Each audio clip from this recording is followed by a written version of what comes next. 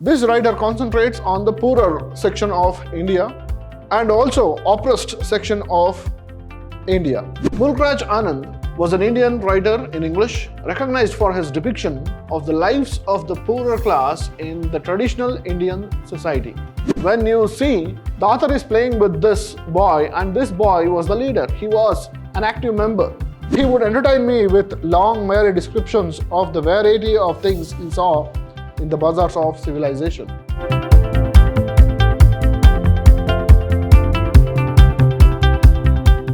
Hello students, I am Anil, Assistant Professor of English, Vidhyaashram First Grade College, the Temple of Excellence, MYSURU. Today in this session, we are going to look at a short story by Mulkraj Anand titled Barber'S Trade Union for the students of BCA second semester. Before we get into the story, let us know about the author, Mulkraj Anand. Mulkraj Anand was an Indian writer in English, recognized for his depiction of the lives of the poorer class in the traditional Indian society. One of the pioneers of Indo-Anglican fiction, he, together with R.K. Narayan, Ahmad Ali, and Rajarao, was one of the first India-based writers in English to gain an international readership. Anand is admired for his novels and short stories, which have acquired the status of classics of modern Indian English literature. They are noted for their perspective, insight into the lives of the oppressed, and for their analysis of impoverishment, exploitation, and misfortune. This writer concentrates on the poorer section of India and also oppressed section of India.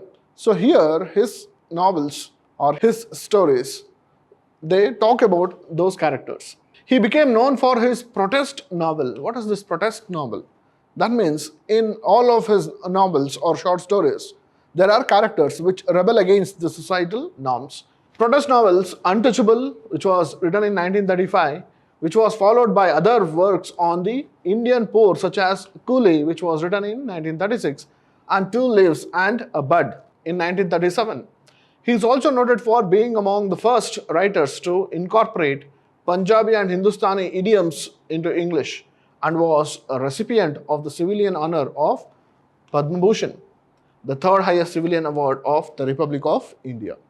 This is about Mulkraj Anand. Today, let us look at a short story which is titled Barber'S Trade Union. We shall go in detail about the story. The story starts like this. Among the makers of the modern India, Chandu, the barber, boy of my village, has a place which will be denied him unless I press for the recognition of his contribution to history. So here the author is trying to tell that he is highlighting his story. If it is not highlighted, then his efforts would go in vain. Chandu's peculiar claim to recognition rested to tell the truth on an exploit of which he did not know the full significance. But then, unlike most great men of India today, he had no very exaggerated notion of his own importance. Chandu did not know about his importance, and here the author is trying to give him importance. I knew Chandu even in the days when he wore a piece of rag in the middle of his naked, distended, bellied body, and when he wallowed together in the mire of the village lanes, playing at soldering, shopkeeping, or clerking, or other title games which we invented for the delectation of our two selves and of our mothers, who alone of all the elders condescended to notice us. So here the author is telling, the speaker of this short story tells that he was a close friend of Chandu. They used to play together when they were kids or children. Chandu was senior to me by about 6 months, and he took the lead in all matters. I willingly followed because truly he was a genius at catching wasps and at pressing the poison out of their tails, tying their tiny legs to cotton threads and flying them, while I always got bitten on the cheeks if I dared to go anywhere near the platform of the village well, where insects settled on the puddles to drink water. So here we get to know that Chandu was the leader among them. So when you see, the author is playing with this boy, and this boy was the leader. He was an active member. When we grew older, he still seemed to me the embodiment of perfection, because he could make and fly paper kites of such intricate designs and of such balance as I could never achieve. To be sure, he was not so good at doing sums at schools, perhaps because his father apprenticed him early to the hereditary profession of the Barber'S caste. So here we get to know that Chandu belongs to the Barber'S caste and sent him out cutting hair in the village. But he was better than I at reciting poetry any day, for not only did he remember by rote the verses in the textbook, but he could repeat the endless pages of prose so that they seemed like poetry. Here the author is appreciating the qualities of Chandu. Though he belonged to the Barber'S caste, he could not do sums because his father sent him to his hereditary profession, that is, cutting hair of people. But he was good at his memory. He could recite all the verses and he could also recite the endless pages of prose. My mother resented the fact that Chandu won a scholarship. In this sentence, we get to know that Chandu was also an intelligent boy.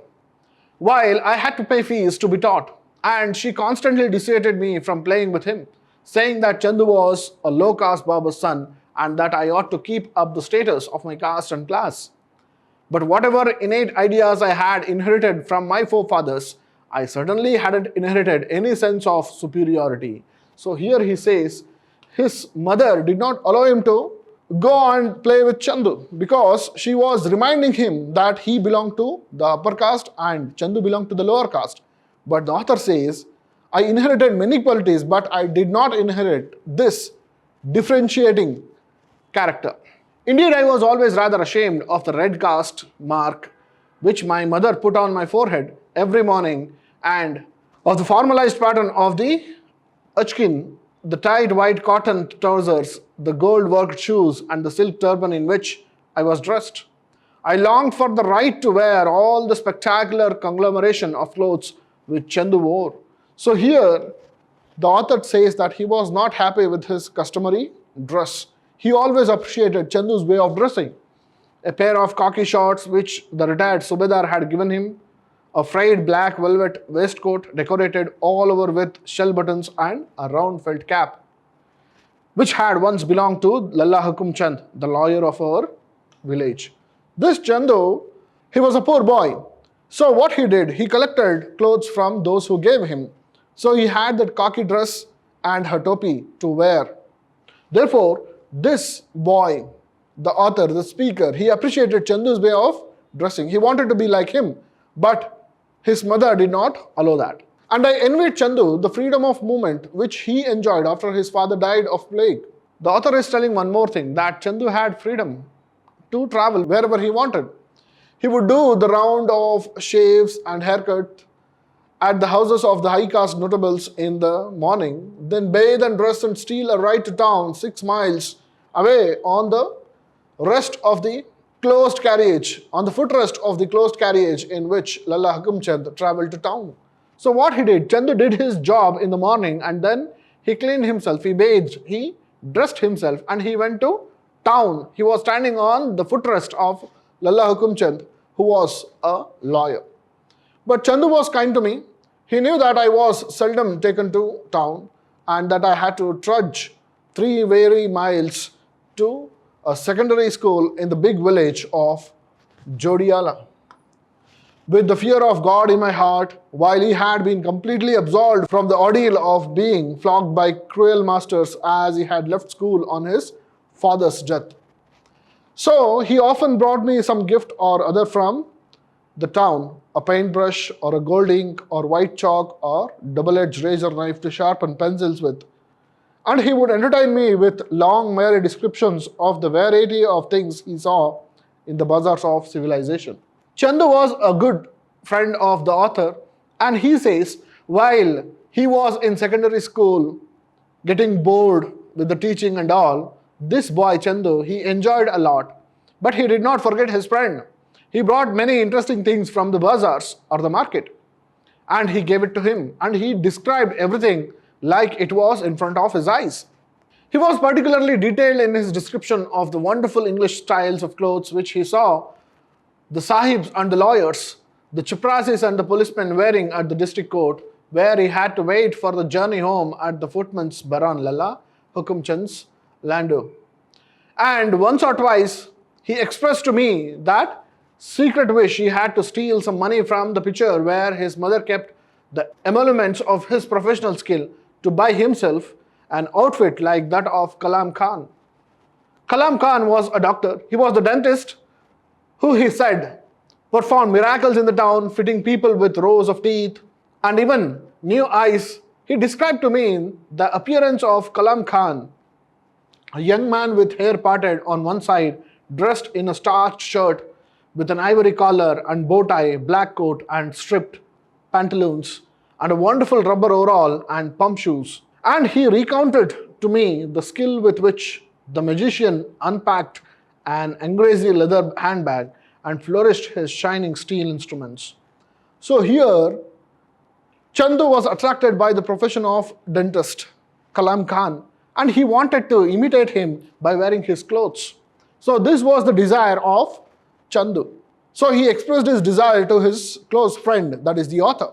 Then he asked my advice on the question of whether, as a barber, educated to the 5th primary class, he would not look more dignified if he too wore a dress in the style of Dr. Kalam Khan. For though I am not a highly educated doctor, he said, I learned how to treat pimples, boils and ulcers on people's bodies from my father, who learned how from his father before him. Here Chandu expresses that he wants to wear that cloth, but his profession does not allow it, it does not look good on it. But still, Chandu says that even I can treat some of the smaller boils, pimples, etc. on people. Therefore, he considers himself also as a doctor. I agreed with his project and encouraged him with the enthusiasm that I felt for everything that my hero thought of, or I did, or did. So here, the speaker, the author is a very good human being. So he appreciated whatever Chandu did. Chandu was a motivational personality. So he says he wants to wear a dress like Dr. Kalam Khan, though he did not study to become a doctor, but he knew how to treat some of the small pimples, boils and ulcers, etc., which he learned from his father, and his father learned from his father. So it was a professional job, but he wants to wear a dress which is not fit for himself. But the author was very happy to look at Chandu, and he encouraged whatever Chandu did. So here we come to finish the first part of the Barber's Trade Union. Here we get to know who Chandu is. Chandu is a barber boy.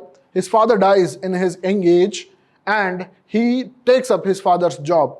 Early morning, he used to go to the houses of the notable people of the town and shave there and give them a clean shave. Then he would ready himself, he go to the town. After going to the town, he comes back. He explains everything to his friend, the author, the speaker. And he is attracted by the dress of Dr. Kalam Khan, who is a dentist. And he expresses this feeling to his friend. And his friend was really looking at his friend's excitement, and he always saw him as a leader, and he always saw him as a motivational personality, and he encouraged everything that he did. So let us look at what happens in the second part and the third part in the next sessions. Thank you.